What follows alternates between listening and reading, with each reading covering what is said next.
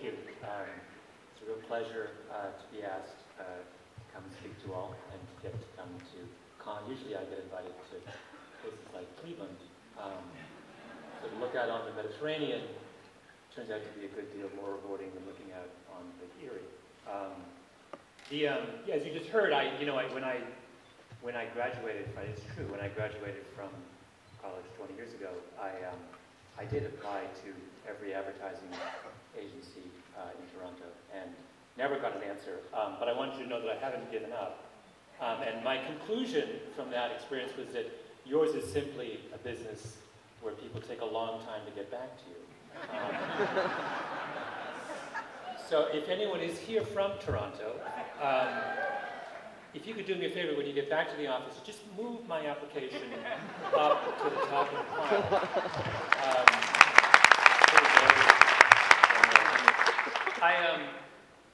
I want to take advantage of the fact that I'm one of the earlier speakers. If you're on the morning of the first day, basically you can get away with saying anything you want, right? All bets are off at this point. So I thought I'd talk about a really kind of vague topic, but one that might be, hopefully, will be interesting. I wanted to talk about the importance of being first, about whether we should care about whether we're first or not. Now that seems like a weird question to ask because we're obsessed with being first. We take it for granted, I think, that you always want to be first in whatever field you're in. All the glory goes to the person who's first. If you're first in the world of science, you get the Nobel Prize, right? If you're first in business, you get a patent. If you're first in a creative endeavor, you win prizes. I just read the Keith Richards biography, and I learned that being first as a cool rock and roll musician means you get to speak with thousands of girls. There are significant advantages to being first. But what I want to suggest this morning is that those advantages are probably overstated. And in fact, we don't really want to be first. We want to be third. And to make this, to explain this, I'm going to tell you two stories.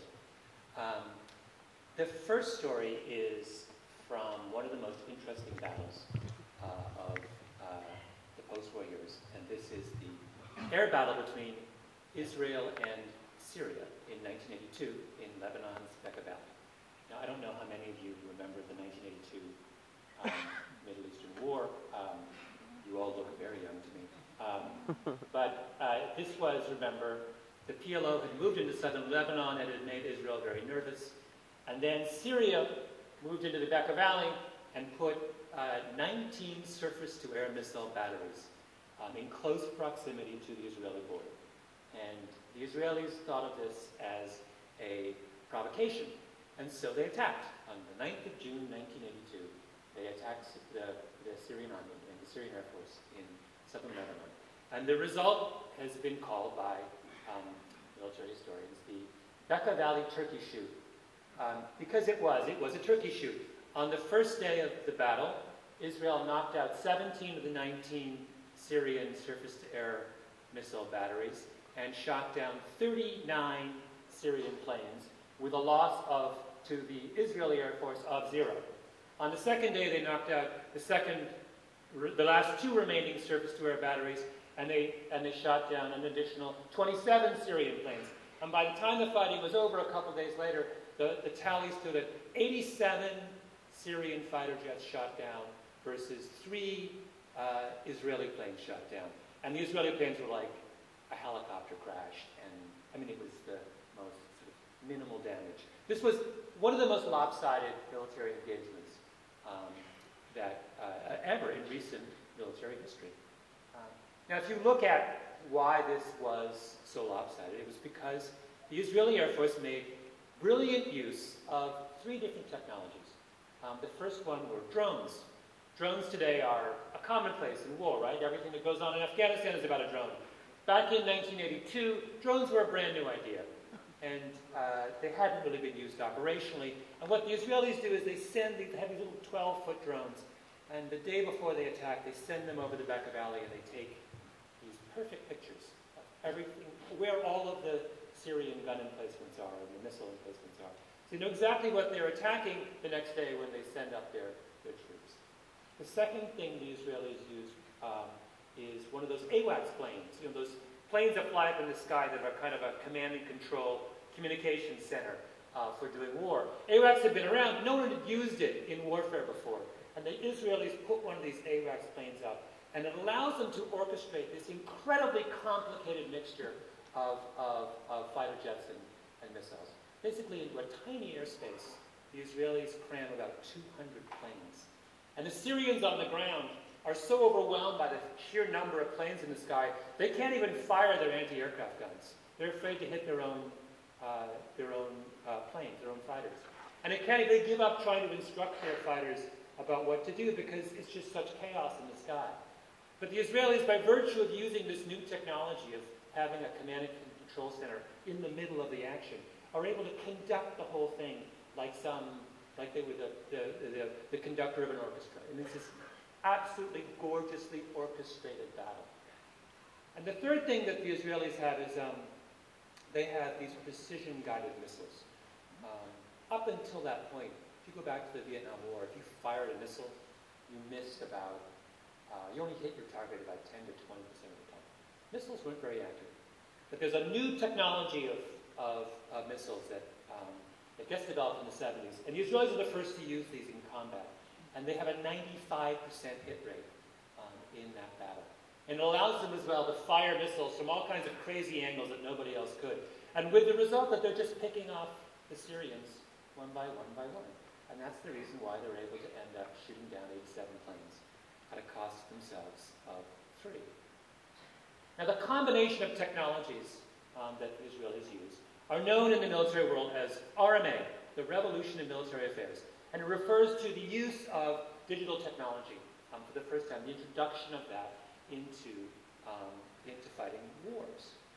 The Israelis are the great innovators. And I think when we look at their way that they behaved in that war, we would say, that's the way we want to be as organizations. Right? We want to be the one who is the first to introduce all kinds of innovations into the field. And we want to have the kind of advantage over our competitors that the Israelis had in that moment. But here's the interesting thing about the Israelis' use of all of those tools of RMA. And that is that they invented none of them. Right? They weren't an innovator in a single case of all of those things that they put into use in 1982. The theory behind RMA was something that was come up with, that was developed by the Soviets in the 1970s. In the early 1970s, a group of Soviet intellectuals put together this really brilliant analysis of what it will mean when we bring digital tools to the battlefield. They work out all the strategic implications, and they lay it out in this kind of coherent, absolutely fascinating, groundbreaking way. Meanwhile, all of those particular tools that were developed by the precision-guided missiles and the AWACS and the drones, they're all American things. All things that were developed by the American military, largely through during the course of the Vietnam War. Right? So the Israelis are not the first, they're not the originators, they're not the innovators, they're the last. Right? They're somebody who comes in and takes someone else's ideas and someone else's inventions and puts them into practice. So when we say that we look at that story and we say, well, we really want to be like Israel, what we're saying is that we don't want to be first. We actually want to be third. Right? So that's, to me, a profoundly interesting insight. And what I want to do is try to explore that a little bit and figure out why is it paradoxically that you're better off being the third to the game and not the first to the second. The first explanation of this comes from a really interesting guy named Dima Adamski, who's a kind of military analyst. And he writes, a couple of years ago, wrote this really interesting book looking at military innovation. And his central argument is about culture. He says the thing that you have to understand when you try and figure out why the Soviet Union and the United States and Israel did what they did when it comes to the use of these new innovations is you have to understand the particular organizational and national cultures that those three countries have. The Soviets had a highly centralized, highly bureaucratic, highly intellectualized military. They had a system where they had basically a think tank at the at the center of their military establishment were a bunch of very, very brilliant people, took the time and were given the freedom and the encouragement to think deeply about the future of war. And more than that, they're part, as Russians, part of a national culture which places a very high premium on that kind of holistic thinking. Basically really values the person who takes a step back and figures out how all the pieces fit together. So it makes perfect sense that the Soviets are the first to look at these emerging technologies and say, wow, if they're ever combined in a coherent way, it's going to change forever the way war is fought. Then there's the United States. What's distinctive about the United States military culture? Well, it's highly decentralized, right? You've got the Marines and the Air Force and the Navy and the Army, and they're four completely separate services with different headquarters in different parts of the country. They don't like each other. They never talk to each other. They pursue their own agendas completely independently. And they have all kinds of ties to a highly entrepreneurial, highly innovative private sector that will make every new tool they want to make. So it makes perfect sense when you think about that kind of decentralized, highly entrepreneurial environment. It makes perfect sense that the Americans would be the first ones to come up with all these new gadgets, right? No one's better at coming up with new gadgets than the Americans. Then there's the Israelis. What had the Israelis just been through in 1982? Well, their previous military experience had been the 1973 Yom Kippur War. What happened in Yom Kippur? On the first day of battle, they lost 15% of their air force to surface-to-air missiles fired at them by the Egyptians. One of the most devastating moments in Israeli military history.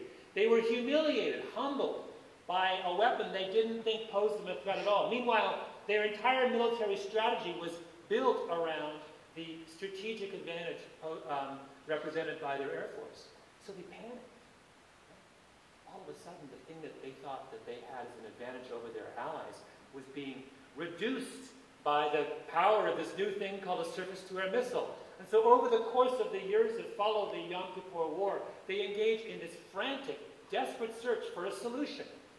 They're this little beleaguered country surrounded by hostile enemies, and they're terrified. So what do? Well, they scour the earth for some kind of answer to this problem, and they find the Soviet thinking on the future of war, and they think, oh, that's really interesting. And they go to America, and they say, oh, my goodness, you've got this thing called a drone. That could be really interesting. Oh, AWACS would fit us perfectly. And precision-guided missiles, oh, my goodness, that solves our problem. And they put all those things together in a brilliantly improvisational way, and that's where you get the 1982 Bekaa Valley turkey shoot, right? Now, this guy Diemedensky's big point about those three cultures is that they're mutually exclusive. They don't